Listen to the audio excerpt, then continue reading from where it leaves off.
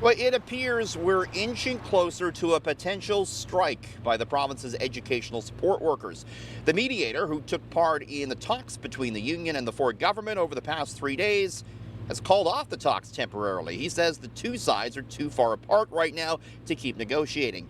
And now suddenly that November 3rd legal strike date is looming very large. Unfortunately, there has not been any movement by the Ford government towards accepting our reasonable, affordable, and absolutely necessary proposals for student success and good jobs. The next round of talks isn't scheduled until November 1st, just 2 days before the union will be in a legal strike position. The union represents 55,000 librarians, administrative staff, custodians, and other support workers. Money remains the key sticking point. The union is looking for annual wages of more than 11%. The Ford government has been offering up to 2% per year. I spoke to the education minister this afternoon, and he insists the province is being more than fair.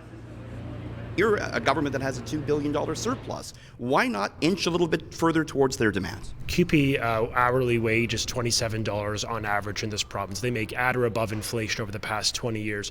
These members doing the exact same job, and these are people we value and we respect. They get paid more in a school than they do to do the same job in a hospital, in a manufacturing floor, in a finance, in transportation, in colleges and universities. In every industry, we pay them more. They've got the best pension in the country, the best benefit plan. So is a strike inevitable, or could some other type of labor action be taken instead? The head of the union claims work to rule campaigns haven't gotten the government's attention in the past, but she believes the threat of a full strike likely would. It could be very possible. I think a lot is going to depend on what we are seeing. And right now we're not seeing a whole lot, and we're being told that there's not enough pressure in the system in order for a deal to be struck. The union today sounded like, hey, we're ready to strike. If that does happen, does your government have legislation ready to legislate these workers back? We hope we can get a deal to avoid that, quite obviously. And if there isn't a deal? That's why we've got 3 more dates scheduled. But the government has been clear we will ensure kids remain in school. We think it is so important after the past 2 difficult years. But I do believe and I do hope we can get a voluntary agreement that is fair for all workers, that keeps these kids in class. So it sounds like you have legislation ready.